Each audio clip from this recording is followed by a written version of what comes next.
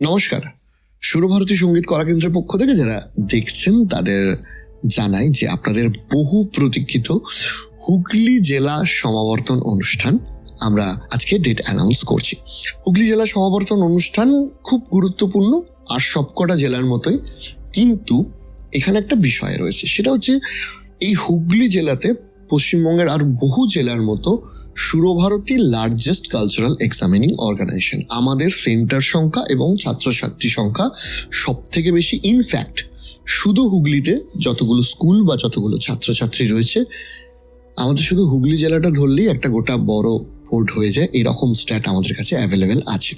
তো এই হুগলি জেলার কনভোকেশন হবে 9, 10, 11 মে মাসে, শুক্র শনি রবি। 9 তারিখে আমাদের কবিগুরু রবীন্দ্রনাথ ঠাকুরের জন্মদিবস, সেই দিনটিকে উদযাপনের মাধ্যমে আমরা অনুষ্ঠান শুরু করব। অনুষ্ঠান নিয়ে বেশ কিছু গুরুত্বপূর্ণ কথা। প্রথমত, ওই যেটা বললাম যে আমাদের শুধু হুগলি জেলাটাই এতটা বড়, সেখানে হুগলি জেলাতে এবছরে সম্বর্ধিত বা সম্মানিত হবেন এরকম ছাত্রছাত্রী এবং শিক্ষক শিক্ষিকার সংখ্যা প্রায় 6,000 জন মানুষ সম্মানিত এবং সম্বর্ধিত হবেন। জায়গাটা কোথায় হচ্ছে? অ্যাজ ইউজুয়াল আপনারা জানেন যে আমাদের গোটা ভারতবর্ষের বুকে অন্যতম গুরুত্বপূর্ণ স্থান, যেটা ভারতের ইতিহাসেও একটা গুরুত্বপূর্ণ জায়গা নিয়ে আছে, সেটা হচ্ছে রামকৃষ্ণ মিশনের হেড অফিস বেলুড় মঠ। বেলুড় মঠের বিবেকানন্দ সভাগৃহে এই অনুষ্ঠানটি হবে। আমাদের যেহেতু 6,000 ছাত্রছাত্রী কিংবা শিক্ষকরা রয়েছেন, শিক্ষিকারা রয়েছেন, 3 দিন ধরে এই অনুষ্ঠানটি চলবে এবং 3 দিন 3টে ফেজে, অর্থাৎ ফার্স্ট হাফ, সেকেন্ড হাফ এবং থার্ড হাফ, এই 3টে ফেজে এই অনুষ্ঠানটা চলবে। এখন প্রশ্ন উঠতে পারে যে আমরা এই 6,000 মানুষকে কেন একসাথে না দিয়ে 3 দিন ধরে আলাদা আলাদা ফেজে দিচ্ছি? তার 3-4টে কারণ রয়েছে। প্রথম কারণ হচ্ছে যে আমরা মনে করি যে আমাদের নিজেদের মানুষকে একসাথে জড়ো করে অনেক কিছু বড় দেখানোর থেকে খুব বেশি ইম্পর্ট্যান্ট যারা আসছেন, যারা আমাদের অতিথি, তাদের সঠিকভাবে আপ্যায়ন করা এবং যারা আসছেন তাদের সময়ের দামটা দেওয়া। সেই জন্য আমরা এমনভাবেই ফেজে ভাগ করেছি যাতে 1-1.5 ঘন্টা বা ম্যাক্সিমাম 2 ঘন্টার বেশি কোনো ছাত্রছাত্রী, কোনো শিক্ষক শিক্ষিকা তাদেরকে কোনো অনুষ্ঠানের জন্য ওয়েট না করতে হয়।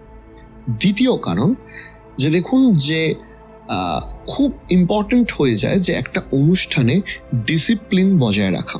আমরা চাই না যে আমাদের অনুষ্ঠানে মানুষ উপস্থিত হয়ে কোনো অসুবিধার জন্য এমন একটা ক্যাওস সৃষ্টি হয়ে যাক যেটার জন্য অনুষ্ঠানের মূল স্পিরিটটা নষ্ট হয়ে যাবে।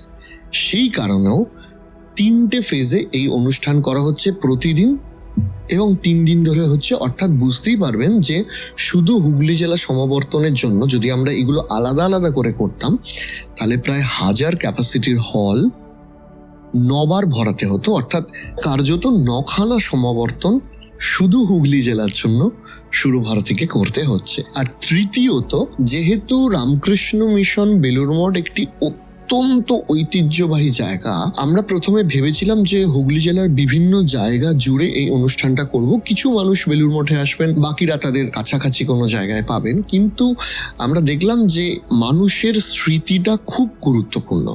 তাই সুতরাং যে যার শহর থেকে, শহরের হল থেকে আপনারা তো অনেক পুরস্কার পান, কিন্তু সুরভারতী সঙ্গীত কলাকেন্দ্রের মতো একটি প্রেস্টিজিয়াস কালচারাল এক্সামিনিং বোর্ড যখন আপনাকে সম্মান দিচ্ছে, সেই সম্মানটা হয়তো আপনার একটু স্মৃতির মণিকোঠায় একটু বেশি উজ্জ্বলভাবে থাকলো। সেই চেষ্টাতেও আমরা সকলকেই অর্গানাইজড ওয়েতে এখানে আনছি।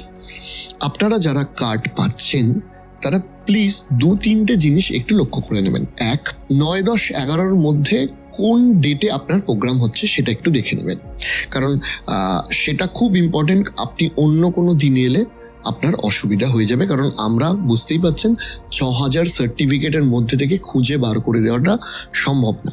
দ্বিতীয়ত হচ্ছে যে কোন ফেজে হচ্ছে সেটাও দেখে নেবেন, কারণ হয়তো দেখা গেল আপনার ফার্স্ট হাফ হচ্ছে, আপনি সেকেন্ড হাফে এলেন বা সেকেন্ড হাফ আছে আপনি থার্ড হাফে এলেন, তখন সমস্যা হয়ে যাবে। 3 নম্বর বিষয়, যে অনেক ক্ষেত্রে দেখা যায় যে অনেক সংস্থা একটা টাইম তারা বলছেন আর প্রোগ্রাম শেষ হচ্ছে অন্য টাইমে। আমাদের ক্ষেত্রে সেটা হবে না, কারণ আমাদের প্রোগ্রাম চালানোর জন্য একটি প্রফেশনাল ইউনিট রয়েছে এবং সেই প্রফেশনাল ম্যানেজমেন্টের ওপর ভরসা রেখেই আপনাদের ভরসা দিচ্ছি, যে হয়তো 1 ঘন্টার এদিক ওদিক হলেও হতে পারে, যার সম্ভাবনাও খুব কম, আমরা সেইভাবেই প্ল্যান করছি।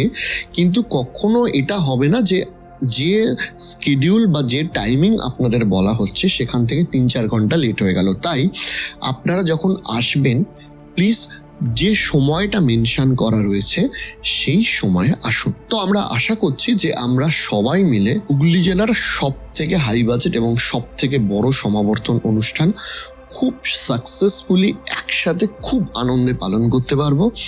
এবং সুরভারতী সঙ্গীত কলা কেন্দ্রের প্রায় 150 জন আমাদের সহযোগী বন্ধুরা অলরেডি অক্লান্ত পরিশ্রম করা শুরু করে দিয়েছে এই সমাবর্তন অনুষ্ঠান সঠিকভাবে পরিচালনা করার জন্য। আপনারা আসুন, আমরা বলাই চলে যে একটা ডিস্ট্রিক্ট নিয়ে এটা কার্যত রেকর্ড হতে চলেছে। এই মুহূর্তের সাক্ষী হয়ে আমরা বহু মানুষজন আসছেন এই অনুষ্ঠানে, এই সমাজের বহু মানুষ, বহু কৃতি মানুষ উপস্থিত থাকছেন।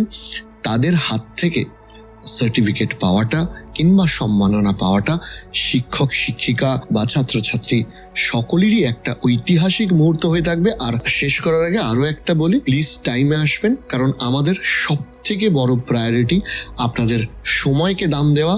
এরকম না যে আমরা আমাদের দেখাতে গিয়ে আপনাদের প্রচুর সময় নষ্ট করে দিচ্ছি 10-12 ঘন্টা, এটা হবে না। আর আরেকটা বিষয়, যে সুরভারতী সঙ্গীত কলা কেন্দ্র 2025-এ বহু অ্যাক্টিভিটিস অলরেডি আমাদের হয়ে গেছে। তার মধ্যে বড় বড় যে সমাবর্তন অনুষ্ঠানগুলো হয়েছে, যেমন ধরুন বীরভূম সমাবর্তন অনুষ্ঠান যেটি সিউড়িতে অনুষ্ঠিত হয়েছিল, ত্রিপুরা রাজ্য সমাবর্তন অনুষ্ঠান যেটি আগরতলা রবীন্দ্র ভবনের হল 1 অর্থাৎ সব থেকে বড় হল, যেটি আগরতলার 1100-1200 সিট ফুল হাউস নিয়ে সময়ের মধ্যে শেষ হয়েছিল।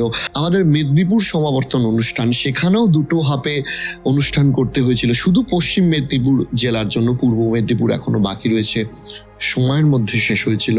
আমাদের আসামের শিলচর অঞ্চলে অর্থাৎ হাইলাকান্দি অঞ্চলের যে সমাবর্তন অনুষ্ঠান সময় শেষ হয়েছিল। আমরা বেলুড় মঠেও 6000 ছাত্রছাত্রী কিংবা শিক্ষকদের নিয়ে সমাবর্তন অনুষ্ঠান সময়েই শেষ করব। তাই আমাদের এটা প্রায়োরিটি, আপনারাও প্লিজ এটাকে প্রায়োরিটি দিন, সময়ের মধ্যে আসুন এবং ওই সময়সূচির মধ্যেই আমরা চেষ্টা করছি যথাসম্ভব আপ্যায়ন করা আপনাদেরকে এবং ভালো একটি মুহূর্তের সাক্ষী করা আপনাদেরকে, এবং অবশ্যই সকলে মিলে এই সমাবর্তন অনুষ্ঠানকে উদযাপন করা।